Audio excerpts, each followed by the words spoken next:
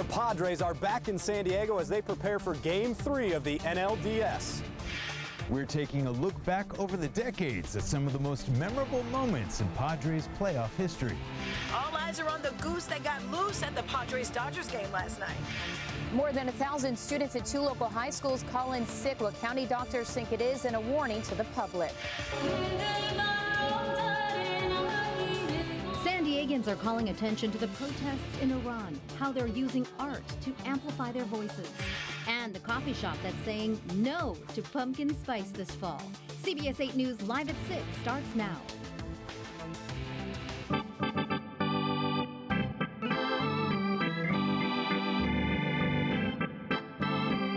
The National League Division Series is coming to San Diego, all tied up. Good evening, and thank you for joining us. I'm Carlo Cicchetto. I'm Marcella Lee. A Padres victory in LA last night evened up the Friars and the Dodgers in the best-of-5 series. Game 3 is set for tomorrow night at Petco Park. Jake Garriani is in the East Village tonight with a preview of what's ahead. Jake. Well, thank you very much, you two. I keep thinking back to a moment when I was in New York with the team. After Game 2, when the Padres lost to Jacob deGrom and the Mets, we were in the clubhouse, and the last person we talked to was Manny Machado. And the last thing I asked him was, how do you keep this team calm and not pressing going into tomorrow's elimination game? And Manny simply said that it's just another baseball game. There's nothing to worry about. And whether he believed that, I don't know, but he had me convinced and he had his teammates convinced. They, of course, went out and played a perfect Game 3 to move on here to the NLDS. And that is just who Manny Machado is. He is the leader of this team. He's been the leader of this team through the regular season and the postseason. The day the Padres signed him to San Diego forever changed the course of this franchise. And although manager Bob Melvin wasn't here when that happened, he remembers the moment, much like all of baseball does. You know, when you look at long-term contracts like that, you're not really sure how they're going to play out. But what he's done here and what he continues to do and what he's done this year, this deep into his contract, I mean, this is one of the better contracts out there. And, you know, at the time you're going, wow, how can anybody, you know, really perform to that level? But he certainly has and continues really to get better and work harder and strive to be a better player every year. And remember, that was a 10-year, $300 million contract. At the time, the largest free agent contract in American sports history. And man, has he lived up to every moment of it, leading the Padres to this moment against the Dodgers. A team now I feel they can beat because of his leadership and the things that they have lined up. Let's hope Manny Machado has some big moments here for us at Petco Park Friday and Saturday night. Marcella and Carlo. And Jake, as far as the vibe down there, we seeing a lot of people milling in and about. I mean, we have a team shop there, maybe people trying to get tickets. What's it like? Yeah, there's been some people rolling in and out of the team shop. There's actually been fans waiting by the gate where the players come out because they were here for a workout today and they've been waving.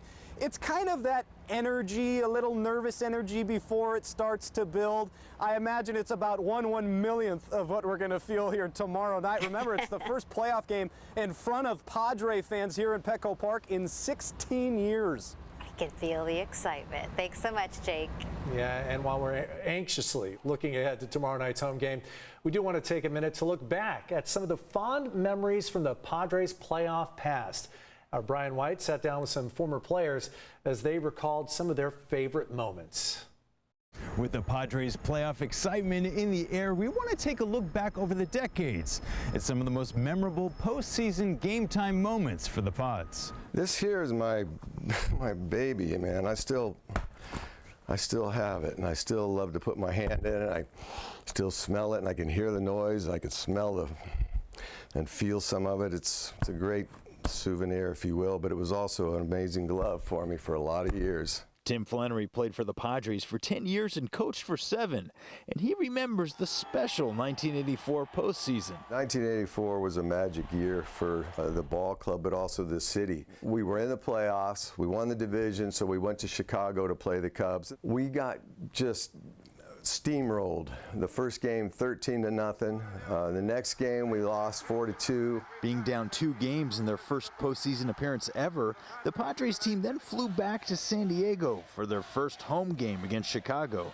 and that's when it started. Well, as soon as we land in San Diego, we see all these people on the streets, lining the streets, and this was late at night. And that momentum, that was the spark that started the momentum. The Pods won that first home game against the Cubs 7-0, and on the next night to tie up the series, the Padres rallied hard, but were losing in the bottom of the 9th.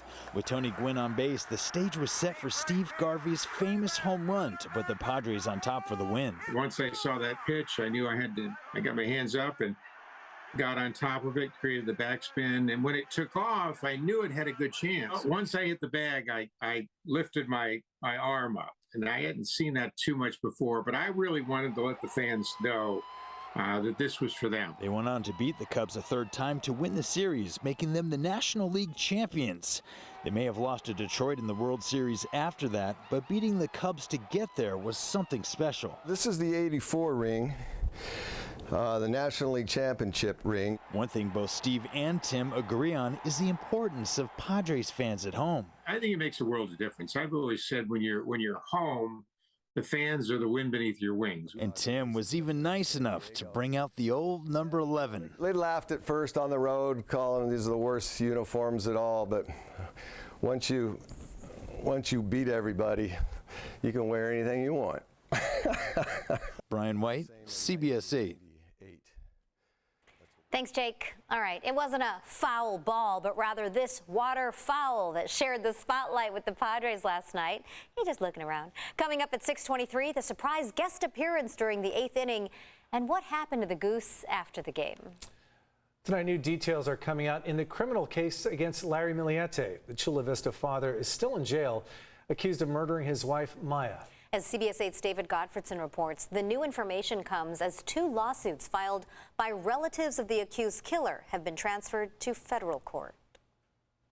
Ricky Lincoln and Kathy Fredericks, the uncle and aunt of Larry Miliete, filed a lawsuit in state court earlier this year alleging Chula Vista police violated their civil rights when officers served a search warrant in April 2021 on their Encanto home. They were searching for Larry Miliete's gun parts, the lawsuit said. That lawsuit, as well as a similar lawsuit filed by Miliete's parents, were both transferred to federal court this week. Buried in the court filings is new information in the criminal case against Larry Miliete. Police officers took not only Miliete's gun parts, but also guns that plaintiff Lincoln owned that plaintiff Lincoln had inherited from his father, and a freezer from the kitchen that Lincoln had borrowed from Larry Miliete. Prosecutors allege Miliete murdered his wife Maya Miliete and dumped her body at a remote location. Her remains have not been found. It's our position that the children were present when their father murdered their mother in the home and took steps to hide and then dispose of her body while the children were at home. In court Wednesday, a judge ruled Larry Miliete can resume communication from jail with his 3 children, ages 5, 11, and 12. I pulled the case file, which included a report from the court-appointed guardian for the minors. The children all wish to have contact with their father, the report said. It is my opinion that it would be appropriate for the children to have contact with their father through letter writing only. The 41-year-old father was recently found mentally competent to stand trial. His defense attorney said in court papers that her client was suffering great pain after being court-ordered a year ago not to have any contact with his kids. Defendant has been engulfed by anguish and distress. He has experienced brain fog, decreased mental energy and sharpness, inability to focus, memory impairments, mental fatigue. He is overpowered with excess sorrow and mental pain. The first time the public will get to see evidence in this case will be during the preliminary hearing, and that is currently set for January. At the Chula Vista Courthouse, David Gottfredson, CBS 8.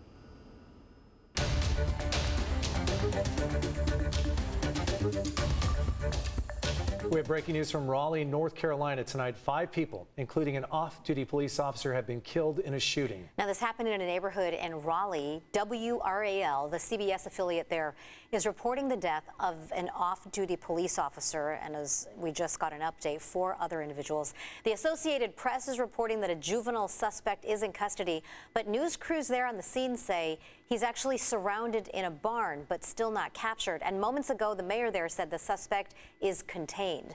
Police responded to the shooting just after 2 o'clock our time. People were ordered to stay in their homes while officers looked for a shooter. Details are still coming in. We will bring you any updates as we get them here and on our digital platforms. A new Sandag report released today says violent crime rates so far this year are the highest they've been in a decade. The mid-year report covers crimes reported between January and June. Robbery saw the greatest increase, 15% higher than last year. Homicides and aggravated assaults have also increased, but it's not all bad news. We still have one of the lowest homicide rates in the region. There were 51 homicides reported last year. That was up from 49 in the first half of 2021. The number of rapes reported is also down so far this year. Americans who depend on monthly Social Security checks are getting some relief. Roughly 70 million recipients, including retirees, disabled people, and seniors, will see a $140 per month increase starting in January. This is intended to cover the higher cost of food, fuel, and other goods and services. Seniors will also see Medicare costs drop next year. An estimated 40% of retirees rely on Social Security as their sole form of income. If you imagine that that's your only form of income, keeping pace with inflation is incredibly important. It's never enough. You're not giving us anything. You're giving us what we already earn. The 8.7% increase is the largest cost of living adjustment since 1981.